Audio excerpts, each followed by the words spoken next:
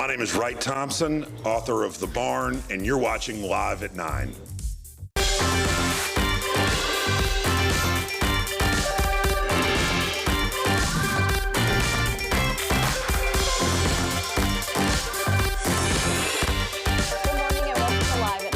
Wednesday, October 30th. I'm Corey Ventura in for Kanji Anthony today. We've got a packed show for you this morning, so here is a look at our guest lineup. The effort to find a cure for ALS continues. A local couple shares their journey with a rare but well-known neurological disorder. And Kathleen Muck from the ALS Association explains why funding for research is crucial. And not one but two Mid-South students have been honored for their work in documentaries. We'll talk to them about what it's like to be behind the camera and what they learned from one of the greatest documentarians of our time. Plus, Wednesday means it's time for our Pet of the Week.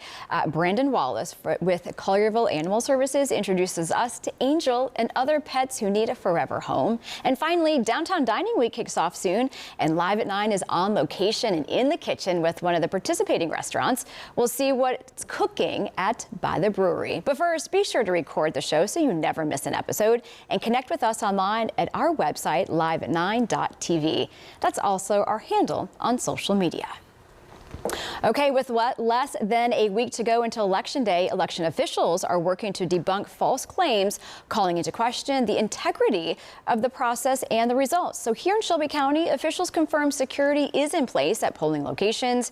There's also a process to keep ballots secure, with the electronic and paper votes being put into locked boxes and carried from poll sites to Election Commission. Now, in November's presidential election, nearly every ballot cast will have a paper record that can be used to obtain an accurate count, even if there are errors or cyber attacks. Election officials say there are safeguards in place to ensure that voting systems are not manipulated. CBS's Skylar Henry looks at how election officials are trying to combat misinformation and show how voters in this upcoming election, how it's going to be completely legitimate. As we inch closer to Election Day, officials and lawmakers are working to ensure the integrity of the voting process. More confidence leads to greater participation, which is a good thing for our country. In dozens of previous cases, courts have found no evidence of widespread voter fraud.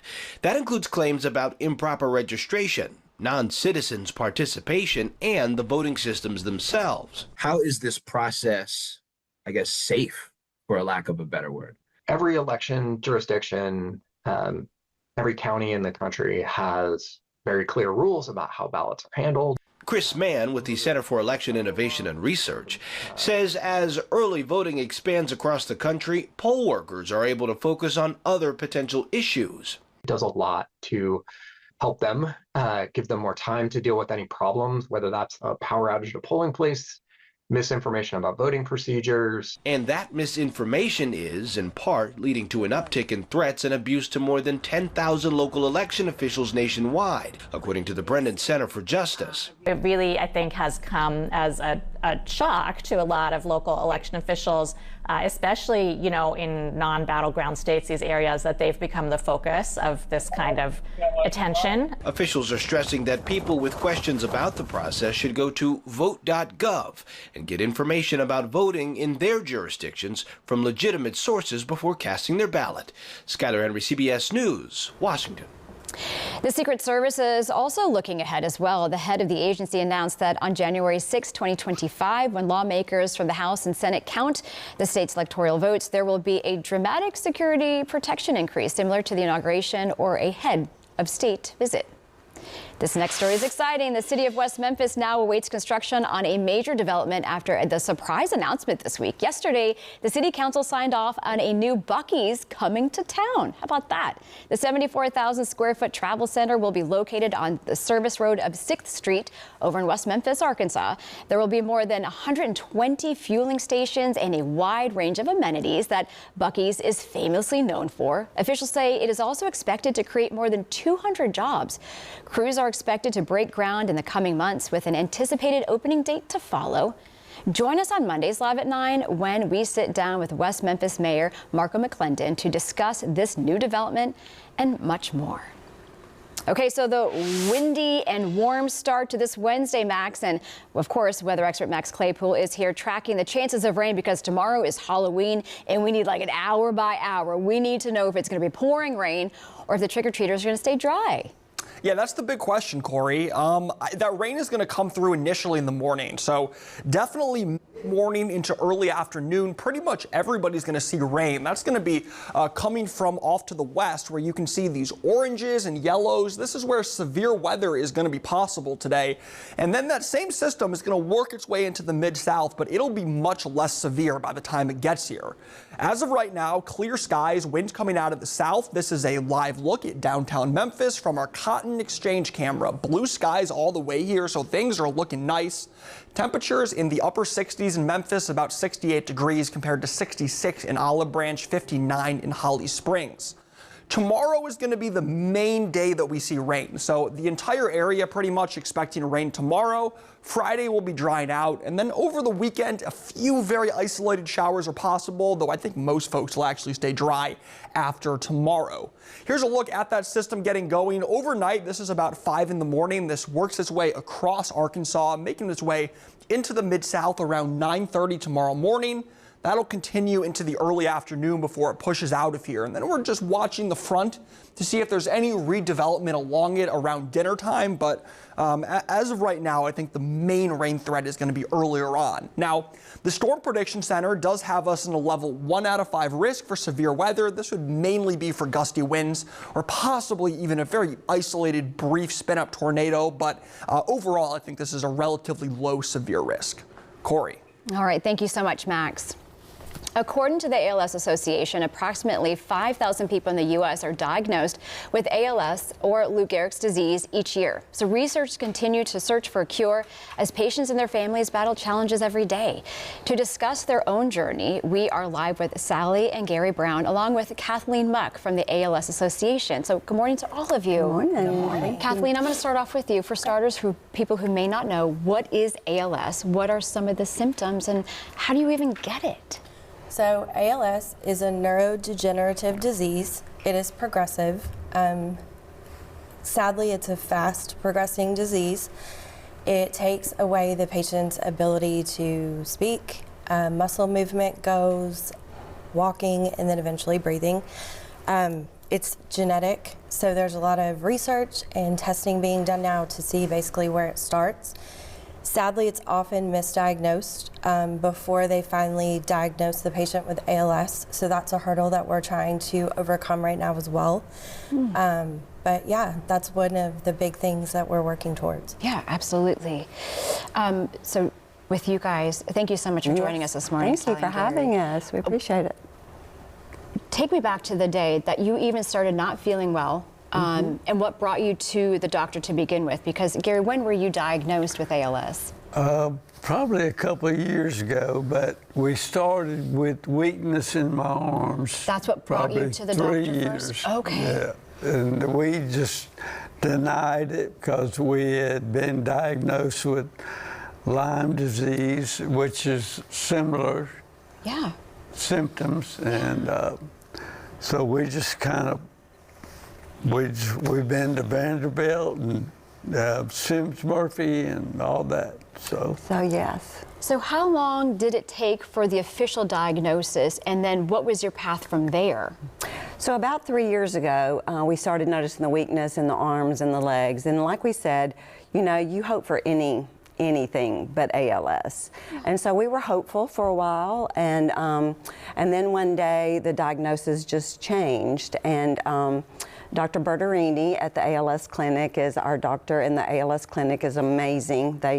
We see them once every 3 months, and but now, as you can tell, he's gotten weaker, and we're still walking a little bit. This is great. Yeah, that's great. Hands are kind of done, and voice is starting to get a little bit shaky, but we're still moving and shaking, so we're glad. What type of treatments, if any, are you guys on right now? Well, there's not a lot of treatments. There was some medicine that we have initially went on, but it didn't do well for Gary, so we stopped that. I'm not sure how much it was going to do anyway. There's just not a lot to do to prevent or to, so we just really have to go now with symptomatic and how they can help us with that. Yeah, any like stem cell, or is that an option? I do think that there is some stem cell that they're looking into now. I don't know how far it's progressed. Okay. Or how, I just don't know a lot about that right now. Yeah, absolutely. So what are your days looking like now? So how are you guys doing today? Today we're doing pretty good. We have good days and bad days, just like anybody, but our day starts out, it takes quite a bit of time for him to get showered. I help him get dressed. And then we just, Gary is always the most active person you've ever known.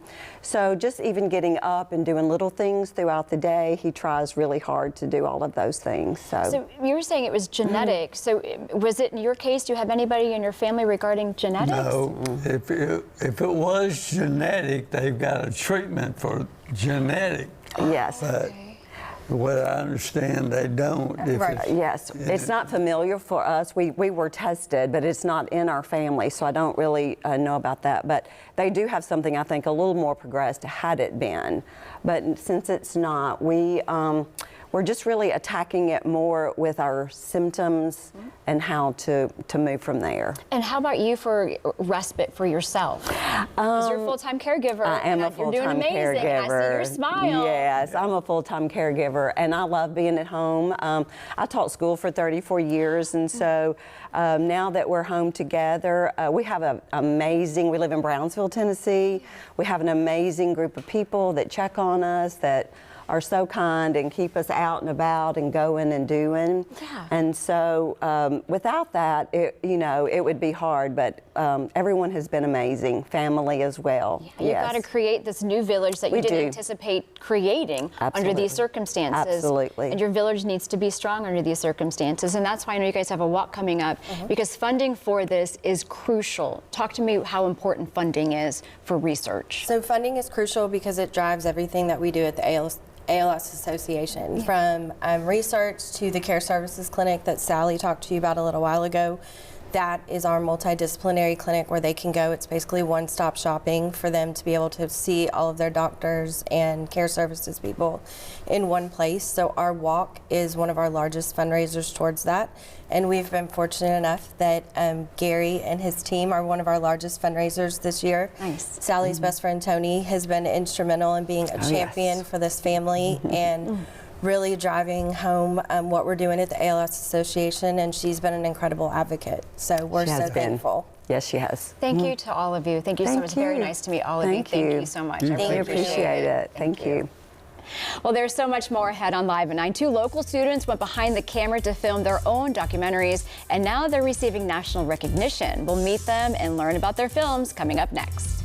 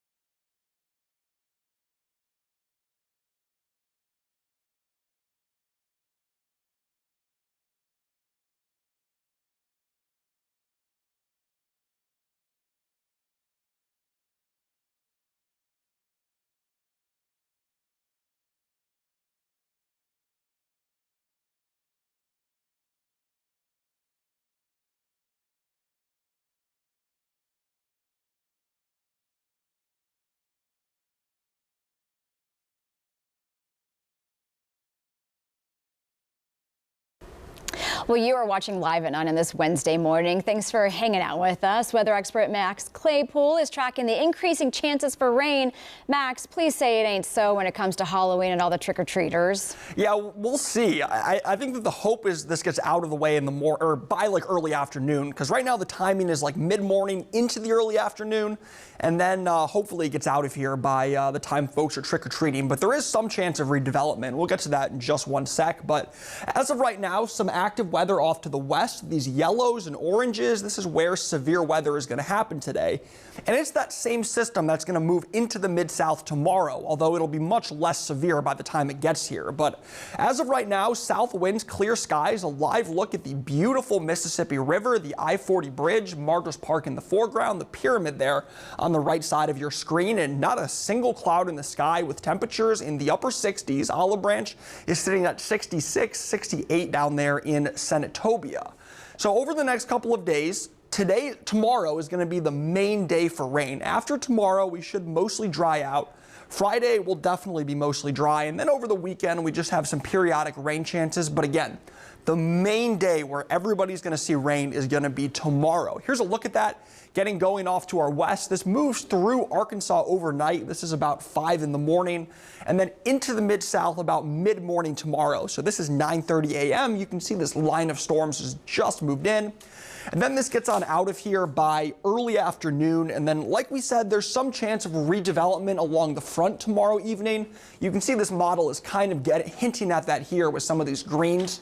But the later rain is sort of conditional. I wish I could give a definitive answer as to whether or not it's going to rain during the evening tomorrow, but it really is going to be conditional. So in terms of severe weather, there is some chance of that. That would mainly be during the morning into the afternoon with that initial line of storms. The Storm Prediction Center outlining a 1 out of 5 risk for severe weather. So that's relatively low. This is certainly not a high-end severe weather risk, but just some chance that there could maybe be some severe wind gusts tomorrow or even a brief spin up. Temperatures in the mid-80s today, dropping down to the mid-70s tomorrow with that frontal system and that rain, all the way to the low 70s by Friday. And hey, folks, if you want to get out there and wash the car, I would wait until after tomorrow. The next 2 days are not going to be great. Friday, you're better off, although there is some rain chances over the weekend. Here's a look at your 7-day forecast. Highs in the mid-80s, dropping to the mid-70s tomorrow. A bit breezy as well over the next couple of days. Low 70s on Friday, and then really just periodic rain chances and a bit of a roller coaster ride in our temperatures here. And so we will be right back.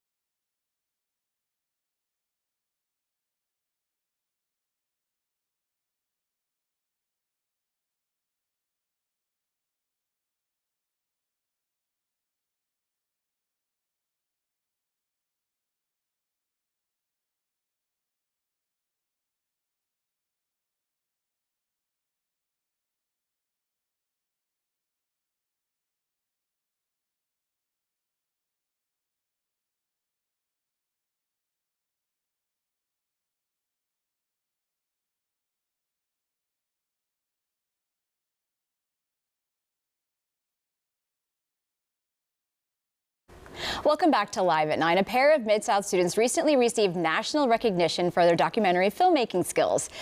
Each competed in the Next Generation Angels Awards and won a unique opportunity of a mentorship with legendary filmmaker Ken Burns. That's a big deal. So to learn more about their films and the awards, we are live with Elena Wentz from Collierville and David Miranda from Germantown. So good morning to both of you. Good morning. For starters, what grade are you guys in? I'm a junior. And?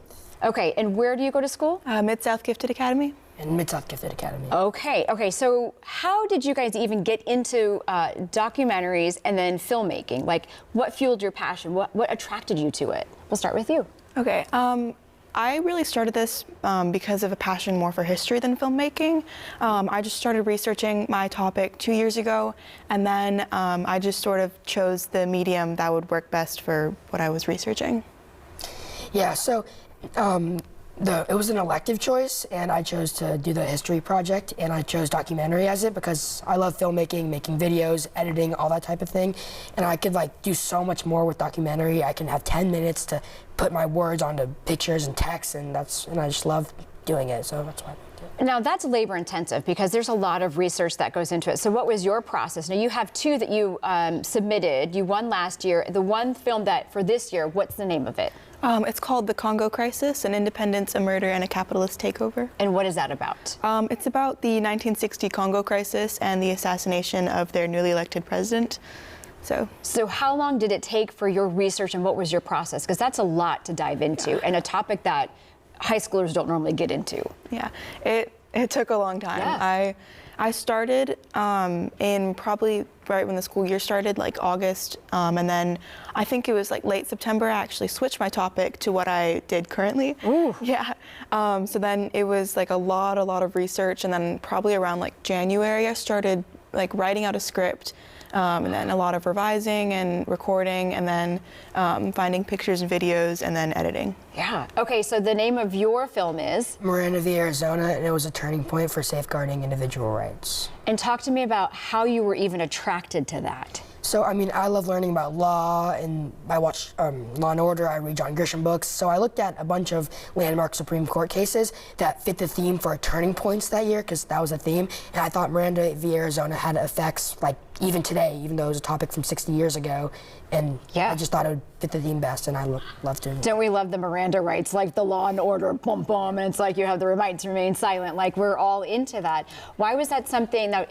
what was your process in researching and putting that together? Because that's a lot. So I started in the summer of last year, like choosing topics, and then I did like a month or two of secondary sources, a month or two of primary sources. I really delved deep into academic, like law paper type things.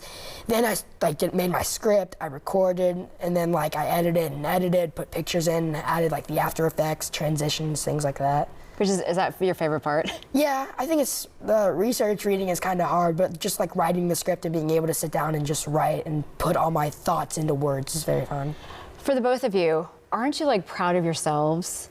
Like that's a lot to do, and to hone your skill on something, and to make a beginning, middle, and end in a 10-minute package, basically, which is phenomenal. So you guys got to have the opportunity to have mentorship sessions with the Ken Burns. What were some of his wisdom, the knowledge? What did he pass along to you guys, and what did he say? Mm-hmm. Yeah, so obviously, like everything he said, I was just blown away by like just the way he can convey information, and like obviously he's very good at storytelling. That's kind of his whole job. But then I think what really stuck out to me is he used this metaphor of like making maple syrup, and you get like just like 40 gallons of sap, and it like all boils down to like just a little bit of syrup. And I think it's a really good metaphor for like the amount of research and work that goes into like making such like not like a small thing, but like a concise thing. Yeah. What were some of the words of wisdom that he shared with you? When you read like these 70-page like law papers, it's really hard for me to read all of that, and you don't know you don't want to skip over the important parts. So I asked him kind of like how to go through that, and he gave some really helpful like insights on how to like kind of like scamming, reading like how to read it and to find the best information without having to read all 70 pages start to finish, which is kind of like, I don't want to say a waste of time, but it's not, it might be like redundant information. Now, did he comment on your guys' films? Yeah.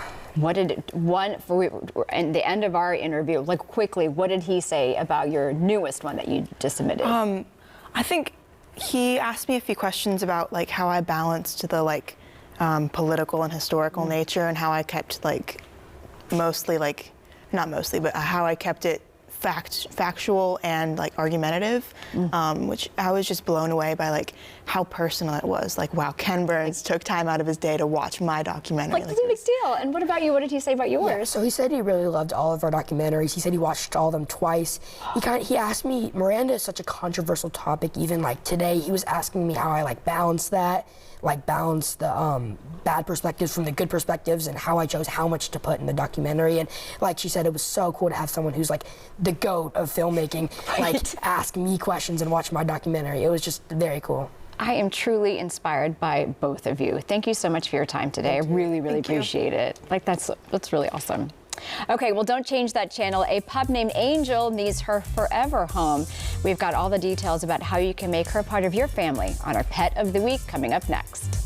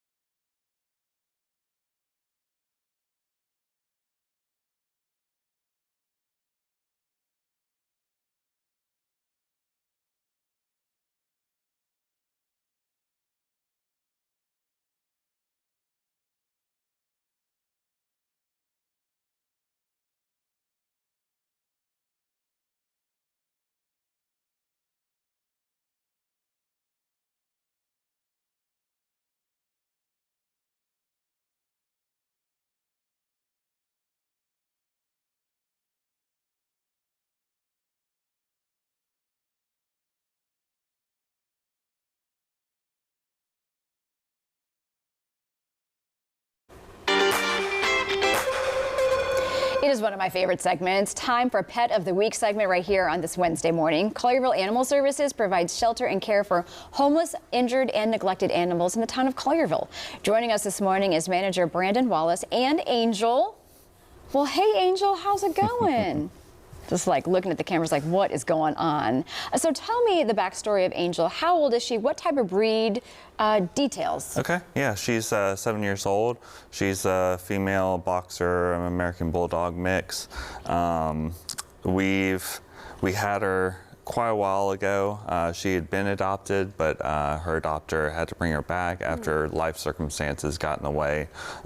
It just wasn't going to be able to work out with her, so she knew that we'd be able to take care of her and find her a new home, and we've been loving on her and promoting her since. Absolutely. Does she do well with other animals? How about kids in the house? Yeah. Like what type of atmosphere does she do best in? She does well with certain dogs. We always do meet and greets with the potential adopters if they have another dog, as well as with their kids. But she likes all people. She's a huge snuggle bear, and she just wants to curl up on the couch and watch TV with you. That's the type of dog, right? You're so beautiful. So you guys have other animals, some other animals that we're going to take a look at as well. So who else do you have? We have an abundance of cats right now, so that's mostly what you'll be seeing. That one's Colt. He's wearing her costume. He wanted to borrow it for a little while. Of course. But we have a great mix of Halloween colors to show, the black, the orange.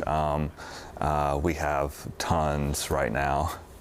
So cats, dogs. So when it comes to the town of Collierville, you know, sometimes life does happen and you do have to return a pet and it just doesn't work out for you and your family. If you want to adopt, what's the process look like? You would go onto our website, fill out an adoption application.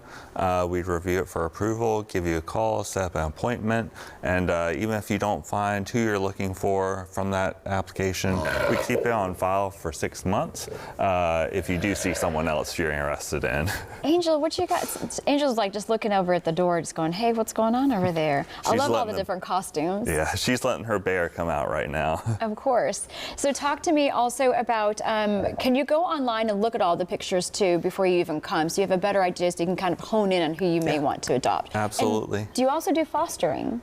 We do certain fostering. We're looking to better expand our volunteer and foster program. So we'll have orientation on Saturdays. You can give us a call to learn more about that. But yeah, I'm sorry, what was the question? Yeah, we're just talking about the opportunities to foster. Yeah. Opportunities for fostering. The application's on our website. You fill it out. I just talk to you a bit, see where your comfort level is in fostering, if you've done it before. If you haven't, we'll provide resources to get you there. Well, Angel is the perfect opportunity to bring Angel home because she's very calm, and if she's a snuggle bug, and you can watch Live at 9 every morning with Angel right by your side. We love that. Thank you so much for joining us this morning. I appreciate it, and showing us those other wonderful animals, cats and dogs alike. Absolutely. Awesome. Okay, so fans of this superstar are known for trading bracelets, friendship bracelets that is, before, during, and after her concerts. Coming up, how one very special bracelet paying tribute to Taylor Swift could be yours.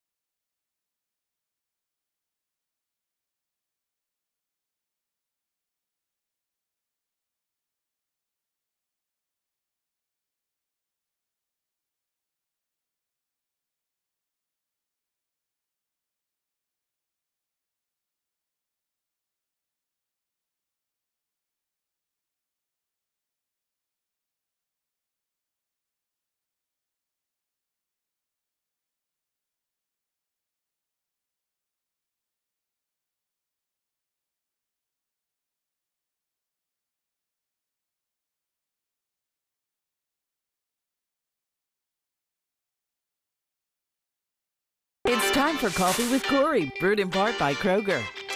Oh, coffee with Corey, but when Kanji's not here, Todd's not here, we have mimosas with Max. Let's go, baby. That's right. Okay, what's up first? All right, folks, on Thursday, children in Des Moines, Iowa will get the chance to do something for the first time since 1938.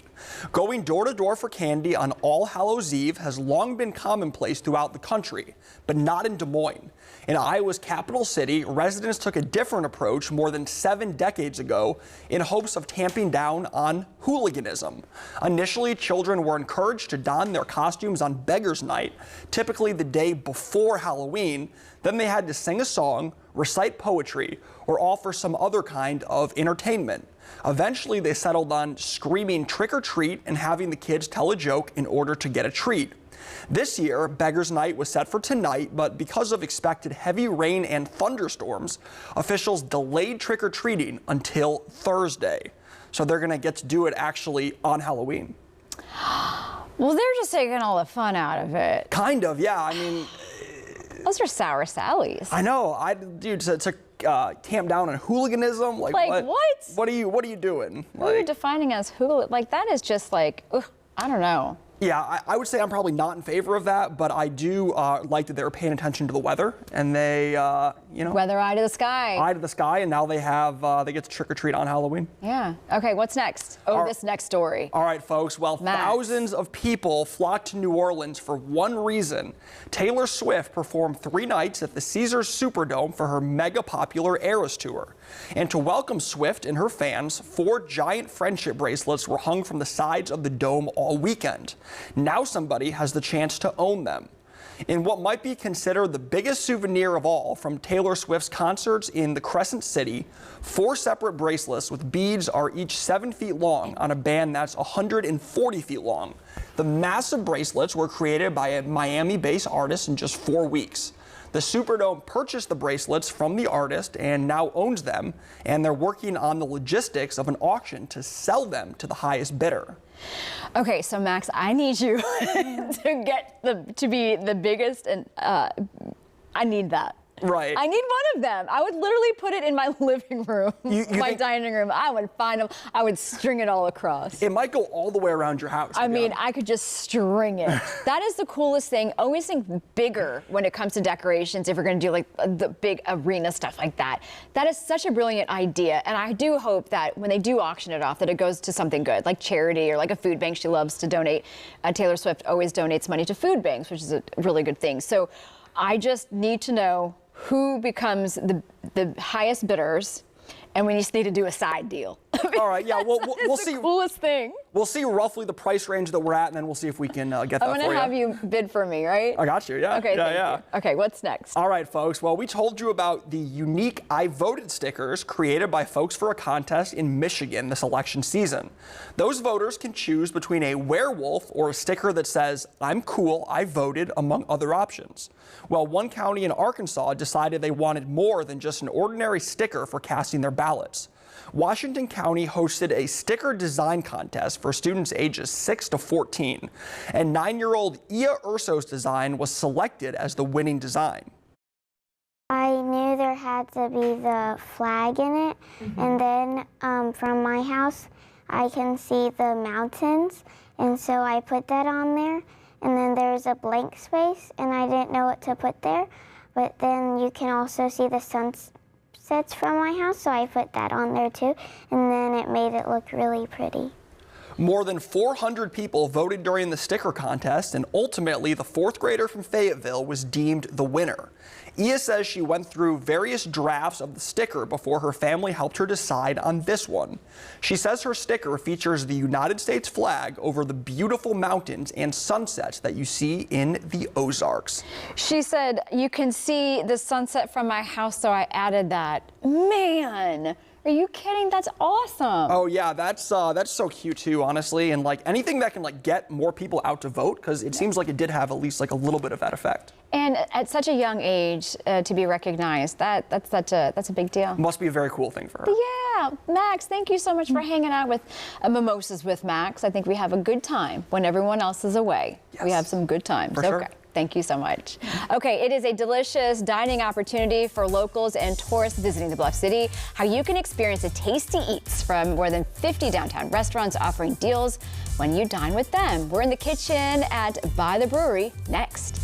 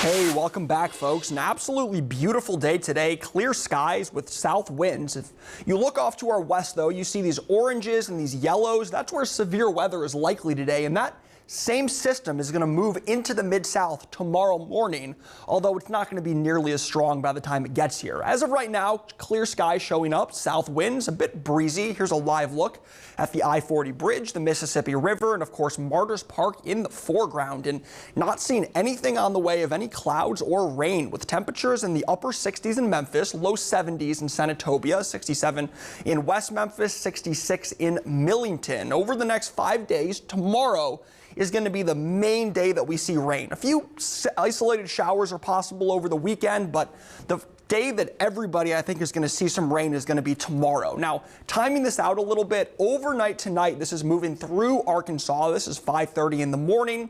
By about 10 a.m., so mid-morning, this rain moves into Memphis. You see a big line of storms stretching all the way along the front. And the main really sort of hazard this is going to bring will be gusty winds as well as some heavy rain. And then this tries to get out of here by the evening, though we could see the redevelopment of a few showers during the evening. So that's what we're really keeping an eye on because of the trick-or-treating that'll be happening. Now, the Storm Prediction Center has us in a level 1 out of 5 risk for severe weather tomorrow. That'll be mainly during the morning. So this would be the initial line of storms that comes through along that front. Could bring some gusty winds or possibly even a very brief spin-up tornado, although that's not super likely. And this also isn't a very high-end risk. This is very marginal as far as severe weather goes, so I don't want anybody worrying too much. But again, it is possible that we could see a little bit as that comes through. High temperatures over the next several days will drop way off from the mid-80s today to the mid-70s tomorrow. And we'll be back after the break.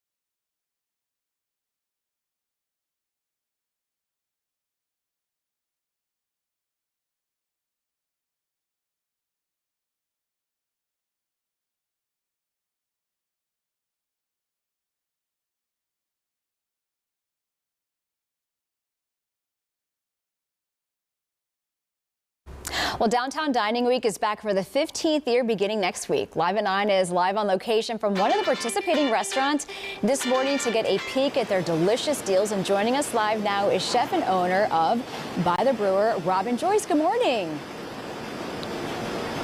Hi, good morning. Thank you. So tell us all about By the Brew. Where are you guys located? And you guys are breakfast, brunch, and lunch. What can people find on your menu?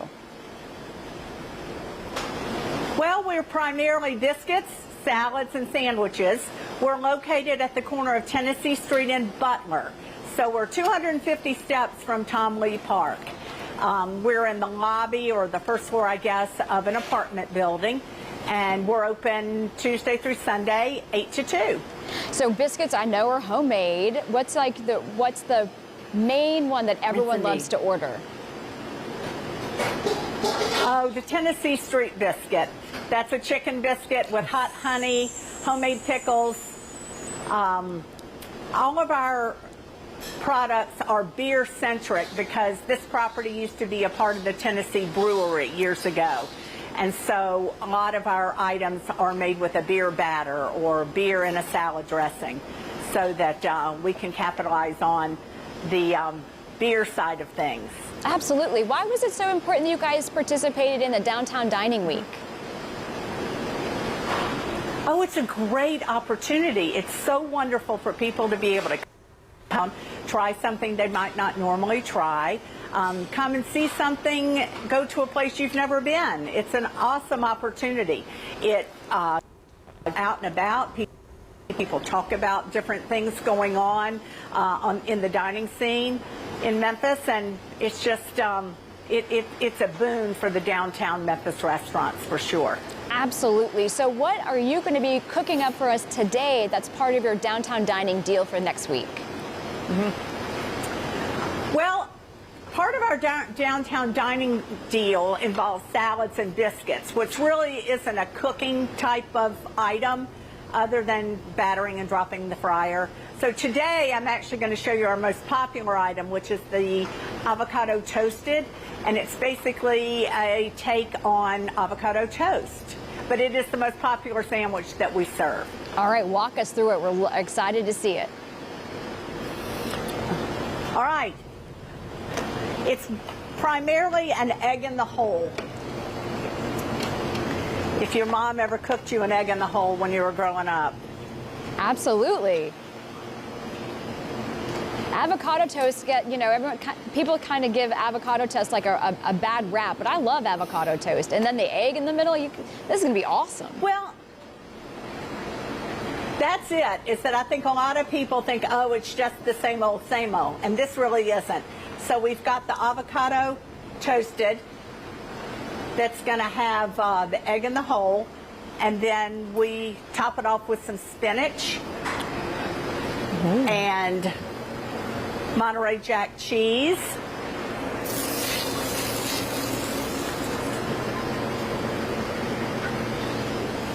So when do you start putting in, when does the egg hop in? It's getting ready to hop right now. Oh, awesome. There you go. Talk about timing. I know your timing was perfect. So what else? We'll griddle that up.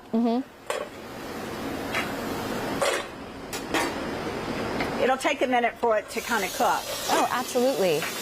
Now, for folks who are just joining you and sampling your restaurant for the first time for the Downtown Dining Week, what are some of the salads that you would point people to? Oh, we have a kale citrus salad that's very good. We've got a Cuban grain bowl that's great for vegetarians. It's got quinoa, so it's got a good protein source. You can always add chicken to any of our salads. We have a Greek salad. We have a Thai noodle salad that's one of our most popular ones that has pasta and shaved purple cabbage, red peppers, edamame. So it's a good salad as well. And again, any protein can be added to it, chicken. Yeah, that sounds... Or quinoa. Sometimes people actually add the quinoa. That sounds amazing. That sounds like a good one. Oh, look at that.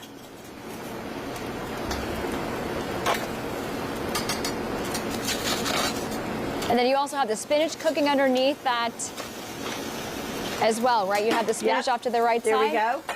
And you put cheese on that? That was the Yes, Monterey ma'am. Jack cheese you were talking about. Yes, Monterey Jack cheese. Yes, indeed. All right, presentation. Well, thank you so much. That looks Here so we go. good. Stop by the brewery for downtown dining. We've got some great deals. Thank you so much. That looks so good. Hopefully Chris will bring that back. Well, you're very, very... Oh, we can do that. We can fix them up. Yeah, that's awesome. Thank you so much, and have fun during the downtown dining week. Really appreciate your time this morning. Oh, that's awesome. Well, thank you so much for joining us for Live at 9. Coming up tomorrow on our show, the president and CEO of Memphis Light Gas and Water joins us to discuss the utility's lead pipe replacement work. Then we're going to meet with Hickory Hill Sizzlers line dancers and, of course, learn some moves. Plus, a look at what's happening in the Bluff City this weekend with the content director of ilovememphisblog.com. And, of course, it's Halloween, and what better way to celebrate than howling at the moon? Details on all of that and so much more. And of course, we want to hear from you. Email your segment ideas to live@9@wreg.com, and be sure to visit our website to catch up on anything that you have missed. Thanks for joining us today, and have a fantastic day.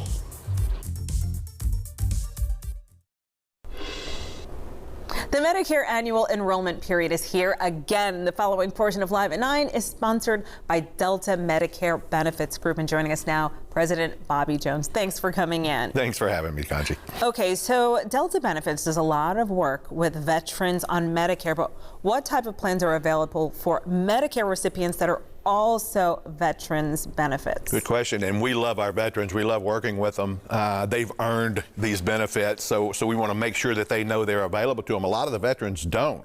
We talk to people who are surprised all the time that these benefits are available and available at no cost. So a veteran who is on VA benefits, CHAMP VA, or TRICARE, they typically get their coverage from the VA, or in the case of TRICARE, they have their own private doctors. None of that will change with any of these plans. They continue to see the doctors that they see, go to the hospital they want to go to. This plan, we like to look at it as a backup generator. In case they do want to go to a civilian doctor, then they can now use this plan and go to the doctor. But the beauty of the plan, in addition to it not costing anything, is that they get $140 a month off of their Part B premium. So that's huge. I mean, that's almost $1,800 a year that basically they're getting for being in this plan at no cost. I know TRICARE, for example, doesn't cover dental. Well, this plan will give you each veteran $4,000 a year for dental, $300 a year for glasses, $125 a quarter for over-the-counter benefits, and a free gym membership. So there's lots and lots of things that these plans will do for veterans, specifically designed for our veterans to enhance their benefits. Oh, wow. Who knew? And Delta Benefits also works extensively with Medicare recipients that are on extra help or dual eligible. So what type of plans are available for dual eligible? That's another good one. We have lots of good plans for dual eligible. And dual eligible is simply people who are on Medicare and Medicaid at the same time. They have to be on both. And if they're on both, we have $290 a month for food cards. We have zero copays in the hospital, zero copays to your doctors, pretty much zero copay across the board. And again, these plans come at no cost. So if a person is dual eligible or is on extra help, we certainly want to help them along and do everything that we can in order to improve their quality of life. And an extra $290 a month in food will do that for them. So if any dual eligible, and back to veterans again, if there's anybody out there that are in these categories and want to discuss these further, I highly suggest you give us a call. That's right, and that number has been on the bottom of this screen this entire time, 901-460-7220. Thank you so much for coming in, Bobby. Thank you. All right, and the preceding portion of Live at 9 was sponsored by Delta Medicare Benefits Group. One content segment during Live at 9 today was paid for by Delta Medicare Benefits Group.